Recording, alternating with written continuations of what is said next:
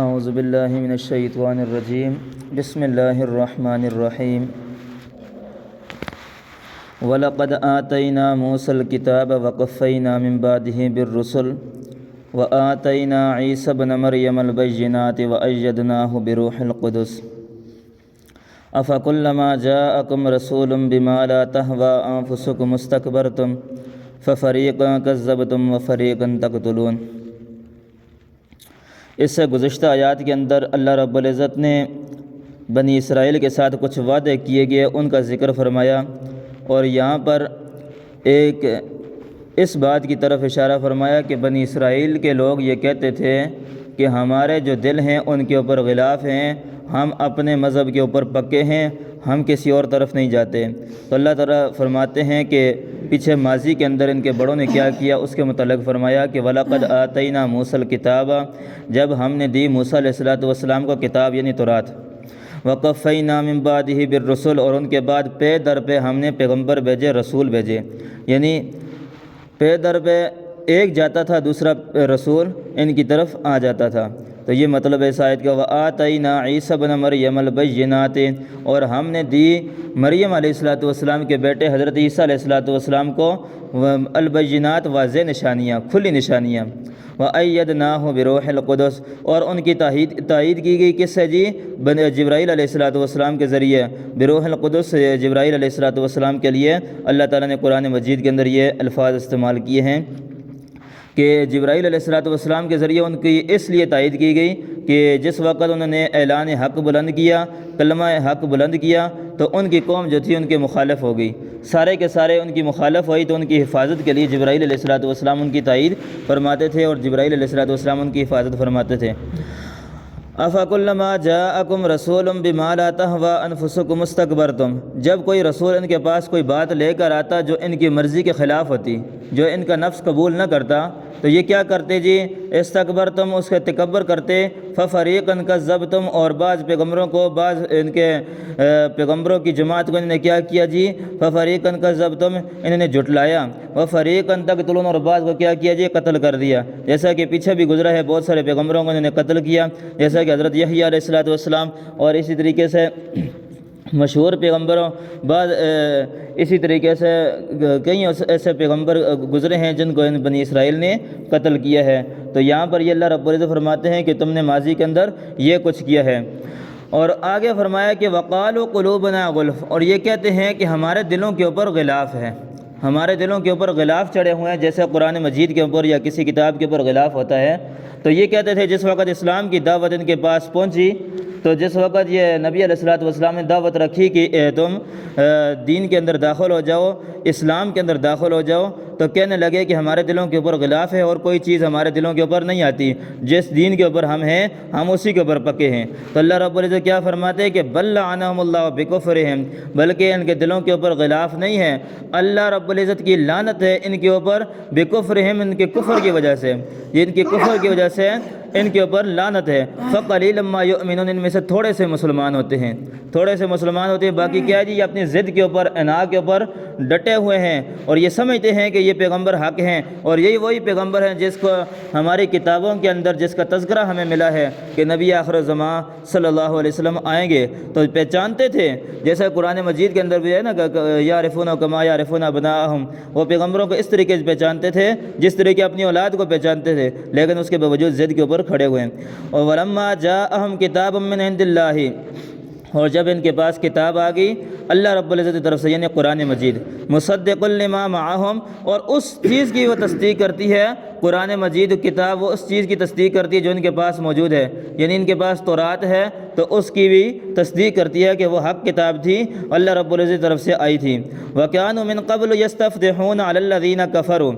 اور یہ قرآن مجید کو اور نبی علیہ السلام کو پہلی قوموں کے سامنے پیش کرتے تھے وسیلہ کے طور پر، کہتے تھے کہ آخر زمان پیغمبر آئیں گے۔ اس آیت کی دو تفسیریں ہو سکتی ہیں، ایک یہ ہے کہ وہ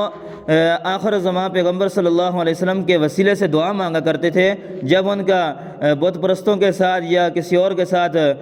کسی اور مذہب والوں کے ساتھ ان کا مقابلہ ہوتا تھا، جنگ ہوتی تھی یا بحث مباحثہ ہوتا تھا، تو وہ دعا کرتے تھے پیغمبر علیہ السلام کے وسیلے سے۔ تو دوسرا مطلب یہ ہے کہ جس وقت ان کا کسی اور مذہب کے ساتھ مقابلہ ہوتا تھا تو وہ ان کو کہتے تھے کہ نبی آخر زمان صلی اللہ علیہ وسلم آنے والے ہیں اور ان کے ساتھ مل کر آپ کا صفایا کریں گے۔ یہ دو تفسیریں ان آیتوں کی ہے، اور یہاں پر یہی بات علماء نے لکھا ہے کہ وسیلے کے متعلق، کہ وسیلہ دے کر کسی کا وسیلہ دے کر دعا کرنا، تو وسیلہ دینے کے دو طریقے ہیں۔ پہلا طریقہ یہ ہے کہ کوئی شخص کسی کا وسیلہ دے کہے کہ دعا کرتا ہے، یا اللہ میں نبی علیہ الصلوۃ کے وسیلے سے دعا کرتا ہوں تو میرا فلاں کام کر دے، یا اسی طریقے سے کوئی کسی صحابی کا وسیلہ دیتا ہے، یا اسی طریقے سے کوئی کسی ولی کا وسیلہ دیتا ہے، امام ابو حنیفہ کا وسیلہ دیتا ہے، شیخ عبدالقادر جیلانی رحمہ اللہ کا وسیلہ دیتا ہے۔ تو اس کے دو طریقے ہیں۔ پہلا طریقہ یہ ہے، کوئی شخص یہ سمجھتا ہے کہ وسیلہ جس کا دیا جاتا ہے، وہ وسیلہ جس کا دیا گیا ہے وہ حاضر ناظر ہے، یا وہ جانتا ہے، وہ سارے کام کر سکتا ہے، تو ایسا وسیلہ بھی حرام ہے، ایسا کام کرنے والا بھی کفر اور شرک کا مرتکب ہو رہا ہے۔ دوسرا طریقہ یہ ہے کہ کوئی شخص کوئی وسیلہ دے اور وہ یہ سمجھے کہ وہ حاضر ناظر نہیں ہے، لیکن اللہ کے محبوب تھے، اللہ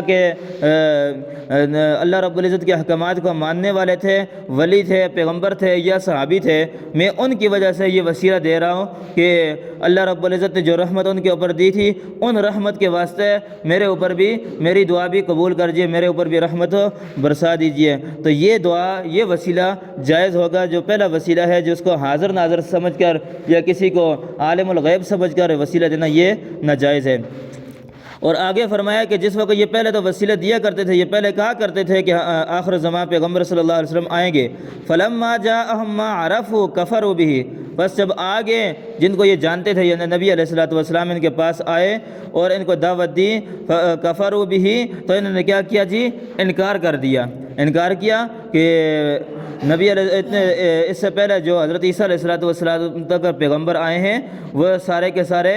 بنی اسرائیل میں سے آئے ہیں، اور یہاں پر یہ آ کر یہ بنی اسماعیل میں سے نبی علیہ السلام کیوں آئے ہیں؟ تو اس بات سے ان کو زید اور عناد ہوگی، کہنے لگے کہ ہمیں ان کو نہیں مانتے۔ اور اسی طریقے سے یہ ان کو یہ کئی کتابوں کے اندر یہ چیزیں موجود ہیں کہ یہ سمجھنے کے باوجود یہ کام کرتے تھے۔ جس طریقے سے حضرت عبداللہ بن سلام رضی اللہ تعالیٰ عنہ یہ مسلمان ہوئے، یہ یہود کے بہت بڑے عالم تھے، تو یہ نبی علیہ السلام کے پاس بیٹھے ہوئے تھے، تو اتنے میں یہود کے کچھ لوگ آئے، کہنے لگے نبی علیہ السلام کو حضرت عبداللہ بن سلام نے کہا کہ میں پردے کے پیچھے چھپ جاتا ہوں، آپ ان کے ساتھ بات کریں میرے متعلق۔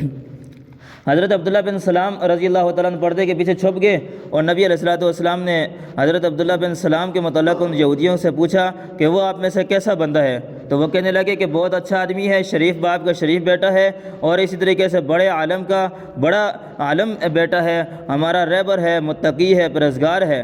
تو نبی علیہ السلام نے فرمایا کہ اگر وہ بھی اسلام کی دعوت قبول کر لے، تو کہنے لگے یہ نہیں ہو سکتا۔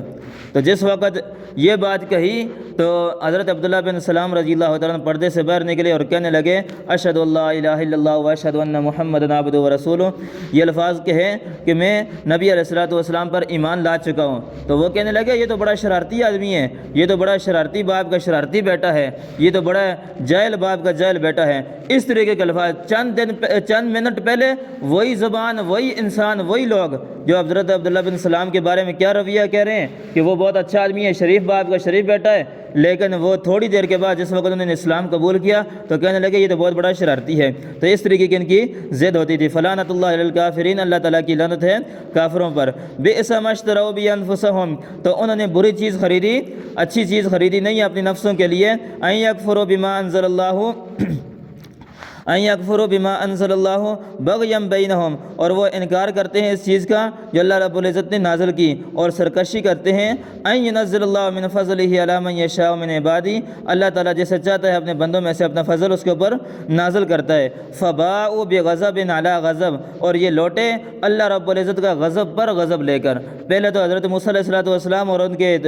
کتابوں کا انکار کیا، اور اسی طریقے سے پیغمبروں کو قتل کیا، اور اب اس کے بعد دوسرا غضب کیا ہوا جی؟ نبی علیہ السلام کا انکار کر کے ڈبل غضب لیا۔ فباؤوا بغضب علی غضب، یہ غضب پر غضب لے کر لوٹے۔ وللکافرین عذاب مہین، اور فرمایا کہ کافروں کے لیے کیا ہے جی؟ دردناک عذاب ہے۔ اللہ رب العزت ہم سب کی حفاظت فرمائے، اور نبی علیہ السلام کی ایک ایک سنت کا اتباع کرنے کی توفیق عطا فرمائے۔